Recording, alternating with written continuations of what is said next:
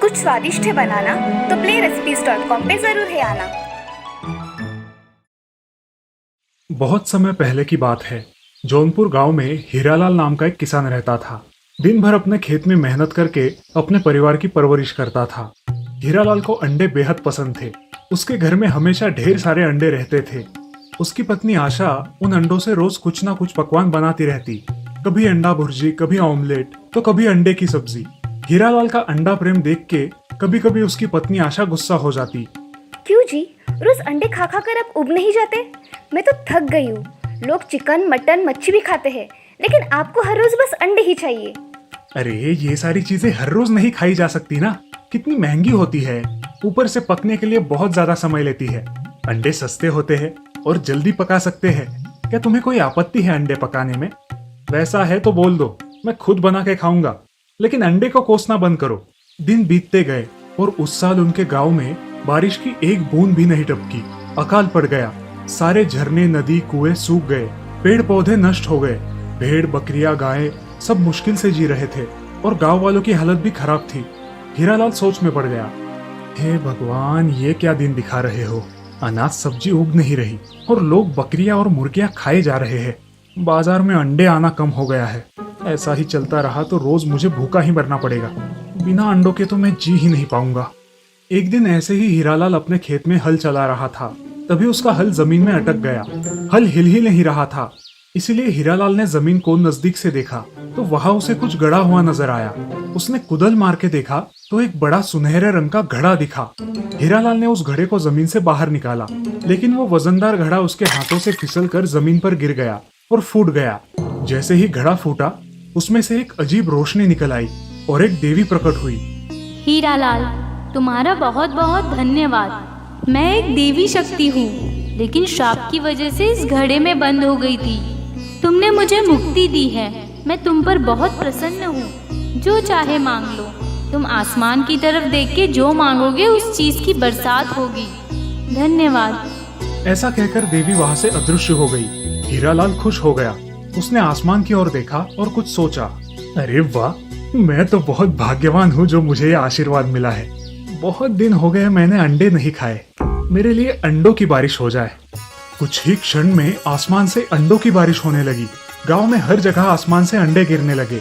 लोग चकरा गए और ये अजीब बात देखकर डर गए, लेकिन हीरालाल खुश था। अंडे लोगों के सिर पर गिरकर फूटने लगे। हीरालाल की पत्नी आशा कुएं से पानी निकाल रही थी, लेकिन अंडे ऊपर से गिरते देख घर के अंदर चली गई। उसके बाद हीरालाल ने खेत में गिरे अंडों को टोकरी में जमा किया और घर ले आया। कमाल है, आपको देवी माँ ने जो वरदान दिया है उससे अपने अंडे मांगे? हद हो गई है आपके पागलपन की। अरे सोने के जवाहरात या पैसा मांगते। अगर हम अमीर बन जाएंगे तो रोज 100 अंडे खा सकोगे। अरे हाँ, ये बात तो मेरे दिमाग में आई ही नहीं। रुको, अब देखो तमाशा। ऐसा कहकर उसने आसमान की ओर देखा और देवी माँ, मुझे सोने के अंडे चाहिए। उसी क्षण आसमान से सोने के अंडों की बारिश होने लगी। सारे गांव में सोने के अंडे गिर रहे थे। जैसे ही बारिश खत्म हुई, हीरालाल और आशा ने आंगन में गिरे सोने के अंडे उठा लिए और सारे गांव वाले भी सोने के अंडे समेटने लगे। दूसरे दिन हीरालाल सोने के अंडे लेकर सोनार के पास गया। अरे भाई, मेरे पास पहले से ही बहुत सारे सोने के अंडे हैं। अब मैं तुम्हारे अंडे लेकर क्या करूं? सारे गांव वालों के पास भी सोने के अंडे हैं। इसकी वजह से सोने का भाव भी कम हो गया है। जाओ जाओ, घर जाओ। मैं तुम्हारी कुछ सहायता नहीं कर सकता। हीरालाल घर आया और उसने आशा से कहा, सुनती हो, मैंने तो बहुत बड़ी गलती की है। देवी के वरदान का मैंने अपने स्वार्थ के लिए उपयोग किया। हमारे गांव में अकाल पड़ा है। हमें तो पानी की जरूरत है और मैंने बिना काम के सोने के अंडे मांगे। लोगों का भला नहीं सोचा, सिर्फ अपने बारे में सोचा। जब सबका भला होगा तब हमारा भी भला होगा। ऐसा कहकर उसने आसमान की तरफ देखा और देवी माँ से प्रार्थना की। हे देवी माँ, मैं चाहता हूँ बारिश हो और सारे तालाब और कुएं पानी से भर जाए। कुछ ही क्षणों में जोरदार बारिश शुरू हुई। ये बारिश कुछ दिन बिना रुके चलती रही। सारे नदी नाले पानी से भर गए। पेड़ पौधे खिल उठे। उस इलाके का अकाल खत्म हो गया। खेत लहराने लगे, फसल उगी और सारा गांव खुशहाल हुआ। तो देखा दोस्तों, अगर हमारी सोच अच्छी हो, सबके भलाई की हो, तो हमारा भी भला होता है। स्वार्थ से सुख नहीं पाया जा सकता।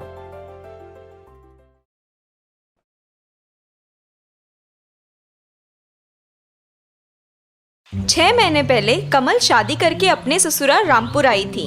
उसका पति राकेश और ससुर किसी काम से बाहर गांव गए थे। घर में कमल और उसकी सास ही थी। अरे बहू, तुम्हारी पिताजी ने नया टीवी देने का वादा किया था शादी में, कहीं भूल तो नहीं गए? सास की बात सुन के कमल चकित हो जाती है। अच्छा, लेकिन पिछले महीने ही मेरे बाबूजी ने नया फ्रिज भेजा है, फिर अब टीवी? हाँ, वही तो मैं भी कह रही थी, लेकिन तुम्हारे पिताजी मान ही नहीं रहे। बड़ा प्यार है तुमसे। सास की बात सुन के कमल सोच में पड़ती है। पता नहीं पिताजी ऐसा क्यों कर रहे हैं। मेरी शादी के लिए पहले ही उन्होंने इतना कर्जा उठाया है। कुछ दिन बाद कमल के ससुराल में बढ़िया सा एलईडी टीवी आ जाता है। सास बहुत खुश है, लेकिन कमल दुखी हो जाती है। पता नहीं पिताजी ने कैसे पैसे जुटाए होंगे इस महंगे टीवी के लिए। ऐसे ही कुछ दिन बीत जाते हैं। अब कमल की सास कुछ और बड़ी चीज पाने की लालसा करती है। बहू, तुम्हारे पिताजी कार कब बुक कर रहे हैं? 1 महीना हो गया उन्होंने वादा करके। सास की बात सुन के कमल को झटका लगता है। जी, और एक कार? हमारे पास तो पहले से ही एक है ना। अरे उसमें एसी नहीं है ना, और बहुत छोटी भी तो है। और तुम्हारे पिताजी ने खुद ही हमें कार देने की मनीषा जताई, तो हम ना नहीं बोल सके।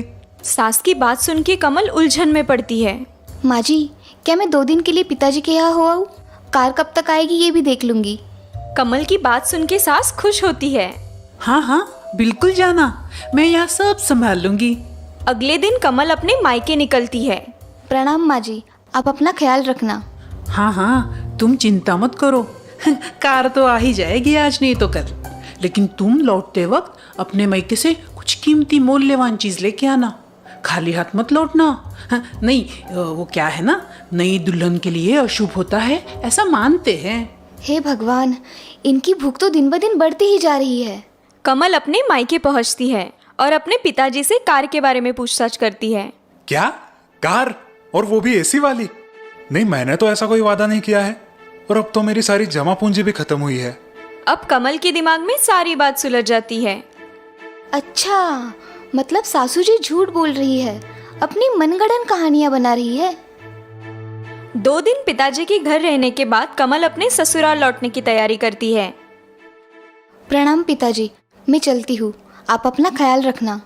बेटा, वो कार का क्या करे? तुम्हारी सास नाराज हो जाएगी तुमसे। नहीं पिताजी, अब चिंता मत कीजिए, मैंने यहाँ की 2 मूल्यवान चीजें अपने साथ ली है, सासू माँ खुश हो जाएंगी। कमल की बात सुन के गोपीनाथ उलझन में पड़ता है, लेकिन पिताजी को दिलासा देके कमल अपने ससुराल के लिए निकलती है। जब कमल अपने ससुराल आती है, सास बड़ी खुशी से उसका स्वागत करती है। आओ आओ बहू रानी, पिताजी कैसे हैं तुम्हारे? जी बढ़िया है। पिताजी ने कार के बारे में कुछ कहा तुमसे? कब भेज रहे हैं? जी जल्द ही आ जाएगी कार। कमल की बात सुन के सास फूले नहीं समाती। वाह वाह, ये तो बड़ी खुशी की बात है बहू। राकेश और तुम्हारे ससुर जी शहर से लौटेंगे ना, और आंगन में नई बड़ी लंबी कार देखेंगे तो बड़े खुश हो जाएंगे, वरना मुझे कोई शौक नहीं है गाड़ी वाड़ी का। जी माँ जी, मैं जानती हूँ। अच्छा अच्छा, वो सब ठीक है, लेकिन अब तुम खाली हाथ आई हो क्या? नहीं माँ जी, पिताजी ने 2 बड़ी मूल्यवान चीजें भेजी है आपके लिए। कमल की बात सुन के सास की आंखें चमक जाती है। ओह, बड़े समझदार हैं हमारे समधी जी। दिखाओ तो, क्या मूल्यवान उपहार भेजा है उन्होंने हमारे लिए। कमल अपनी बैग से 2 छोटी पोतलियां निकाल के उन्हें दिखाती है। वो देख के सास की आंखें फूल जाती है। माँ जी, क्या मैं आपको ये उपहार रात के भोजन के बाद दिखा सकती हूँ? लेकिन क्यों बहू? जी, दरअसल उन्हें पोतली में से निकालने का मुहूर्त पंडित जी ने दिया है, और वो रात में है, इसीलिए। कमल की बात सुन के सास मन ही मन खुश होती है। उसे लगता है कि उस पोतली में हीरे की चमचमाती अंगूठी या फिर मोतियों की माला होगी। लगता है समधी जी ने बहुत ही मूल्यवान उपहार भेजा है मेरे लिए। हाँ, ठीक है, जैसे तुम सही समझो। एक काम करना, इस खुशी में आज भोजन में कुछ पकवान बना दो, खीर बना दो, नहीं तो गाजर का हलवा ही बना दो। राकेश और उसके पिताजी भी बिजनेस ट्रिप से आज आने वाले हैं ना। जी माँ जी, जैसे आप कहे। रात को सारे खाना खाने बैठते हैं। कमल खाना परोसती है, लेकिन जैसे ही सास पहला निवाला लेती है, उसका मुंह कड़वा हो जाता है। बहू, अरे ये क्या, सब्जी में बिल्कुल नमक नहीं है। हाँ बेटा, और खीर में भी बिल्कुल स्वाद नहीं है। शायद तुम चीनी डालना भूल गई हो। कमल अंदर जाके मायके से लाई 2 छोटी पुतलियां लेके आती है। ये क्या है बहू, पहले नमक चीनी तो लाओ। जी ये वही है। कमल की बात सुन के सास, ससुर और उसका पति राकेश उलझन में पड़ते हैं। क्या तुम अपने मायके से चीनी और नमक लाई हो? जी। कमल की बात सुन के सास ससुर अचरज में पड़ते हैं। राकेश थोड़ा गुस्सा होता है। मैं तुम्हें बहुत समझदार समझ रहा था, लेकिन ये तुमने बहुत गलत किया है। हाँ बहू, राकेश ठीक कह रहा है। तुम्हारे मायके वाले क्या सोचेंगे हमारे बारे में? कमल हल्का सा मुस्कुराती है। जी मैंने तो सिर्फ माँ जी की इच्छा पूरी की है। कमल का जवाब सुन के ससुर और राकेश अचरज से सास की तरफ देखते हैं। सास जरा सी डर जाती है। माँ, क्या कमल सही कह रही है? नहीं बेटा, मैंने ऐसे नहीं कहा था कि अपने मायके से चीनी और नमक ले आना। माँ जी, लेकिन आप ही ने मुझे कहा था कि अपने मायके से वहाँ की कुछ मूल्यवान चीजें लेके आना, वरना अशुभ माना जाता है। कमल की बात सुन के सास गड़बड़ा जाती है। कुछ भी मत बोलो बहू, कौन सी दुश्मनी निकाल रही हो? माँ जी, मेरी स्वर्गवासी माँ हमेशा कहती थी कि चीनी और नमक हमारी गृहस्थी की बहुत मूल्यवान चीजें हैं। क्यों? ऐसा क्यों कहती थी वो? क्योंकि अगर ये दोनों नहीं रहेंगे तो हमारा भोजन फीका हो जाएगा और उस कारण हम भोजन का पूरी तरह से आस्वाद नहीं ले पाएंगे और बिना रुचि के हमारा जीवन भी नीरस हो जाएगा। हाँ, ये तो लाख पते की बात की है तुम्हारी माँ जी ने। बिना स्वाद जिंदगी मतलब बिना सुगंध के फूल, बिना पानी की नदी और बिना सुर के कोयल। जी पिताजी, बिल्कुल यही कहना था मेरी माँ का भी। बातचीत चल रही थी, तभी कमल के ससुर के दिमाग में कुछ विचार आता है। एक मिनट बहू, इसका मतलब तुम्हारी सास तुम्हें मायके से कुछ ना कुछ कीमती लाने को कहती है? तो क्या ये टीवी और फ्रिज भी इन्हीं की डिमांड थी? कमल अपनी सास को देखती है। सास की गर्दन शर्म से झुक जाती है। नहीं नहीं पिताजी, वो तो मेरे बाबूजी की इच्छा थी। तो फिर इस बार माँ ने मूल्यवान वस्तु की डिमांड क्यों की थी? कमल मुस्कुरा के कहती है, वो शायद माँ जी मेरी परीक्षा ले रही थी कि मैं सचमुच समझदार हूँ या नहीं। ठीक कहा ना माँ जी? हाँ, बहू ठीक कह रही है। कमल की बात सुन के राकेश और ससुर हंस पड़ते हैं। फिर तो तुम अव्वल नंबर से पास हुई हो। क्यों भाग्यवान, ठीक कहा ना मैंने? जी बिल्कुल सही कहा आपने। अब मुझे इस गृहस्थी की कोई चिंता नहीं। मैं 4 धाम यात्रा के लिए बेझिझक जा सकती हूँ। कमल रसोई में साफ सफाई कर रही है, तभी उसकी सास वहाँ आती है। बहू, मुझे माफ कर देना। मेरी लालच की वजह से तुम्हारे पिताजी को बड़ी मुश्किलें उठानी पड़ी होगी। नहीं माँ जी, कोई बात नहीं। आपने अपनी गलती मान ली, ये आपका बड़प्पन है। कमल की बात सुन के सास संतुष्ट होती है और उसे आशीर्वाद देती है। सचमुच मैं कितनी भाग्यवान हूँ जो तुम्हारी जैसी संस्कारी, क्षमाशील और विचारी बहू हमारे घर आई है। जुग जुग जियो बेटा।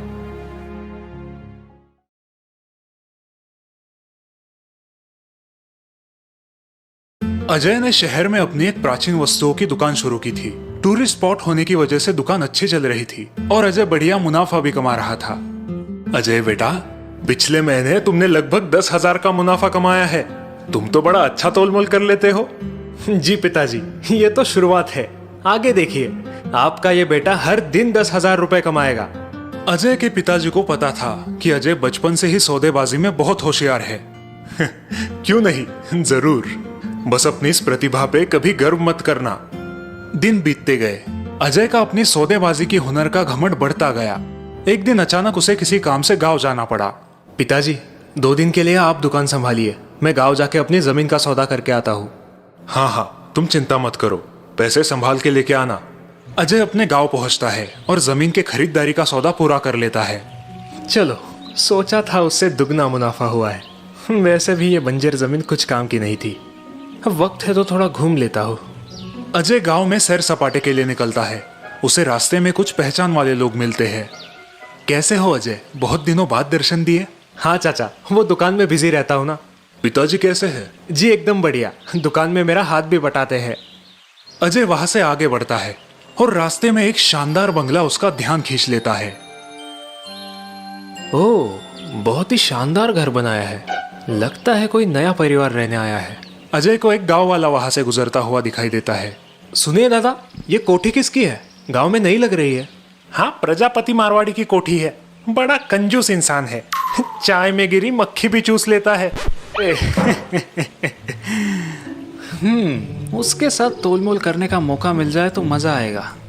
अजय उत्सुकता से बंगले के पास पहुंचता है और अंदर झांक के देखने लगता है। तभी उसका ध्यान बगीचे में बैठी एक बिल्ली की ओर जाता है जो एक पुराने से कटोरे में दूध पी रही है।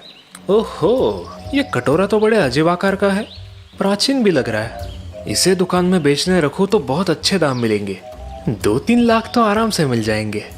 तभी प्रजापति मारवाड़ी बंगले से बाहर निकलता है और पूजा के लिए बगीचे के पौधों से कुछ फूल तोड़ने लगता है। ये अच्छा मौका है इस कटोरे के बारे में पूछने का, लेकिन अगर मैं सीधा कटोरा मांगूंगा तो इन्हें शक हो जाएगा।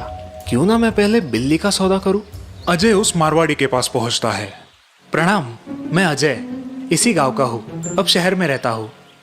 अच्छा अच्छा, हम तो शहर की महंगाई से त्रस्त होके यहाँ गांव में लौटे हैं। थोड़ी बातचीत के बाद अजय उसे बिल्ली के बारे में पूछता है। क्या मैं आपकी ये बिल्ली खरीद सकता हूँ? क्यों? बहुत ही प्यारी है, सोच रहा था मेरी बेटी के लिए खरीद लूं। प्रजापति थोड़ा सोच में पड़ता है। क्या हुआ? नहीं नहीं, ऐसी कोई बात नहीं है, पर ये बिल्ली मेरे माँ की बड़ी चहेती थी, अब माँ नहीं रही, लेकिन ये बिल्ली अब हमारे परिवार का हिस्सा बन गई है। प्रजापति की बात सुन के अजय सोच में पड़ता है। अच्छी कहानी बनाई है। ये शायद मुझे बेवकूफ समझ रहा है। अजय मैं समझ सकता हूँ, लेकिन जो हो गया उसके बारे में सोच के आने वाला कल खराब करना शायद गलत होगा ना। अजय अपनी तरफ से प्रजापति मारवाड़ी को बिल्ली का सौदा करने के लिए राजी करवाने की पूरी कोशिश करता है। हाँ, आप ठीक कह रहे हैं, लेकिन ये बिल्ली हमारे लिए बहुत ही बहुमूल्य है। जी बिल्कुल, आप जो दाम बोलेंगे वो मैं दे दूंगा।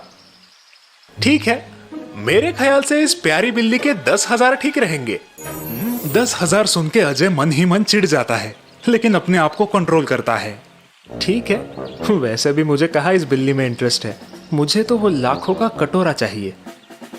जी ठीक है, मैं तैयार हूँ। अजय तुरंत अपनी बैग से 10,000 रुपए निकालकर मारवाड़ी को देता है। मारवाड़ी तुरंत वो बिल्ली अजय को दे देता है। ये लीजिए, अच्छे से ख्याल रखिए इसका।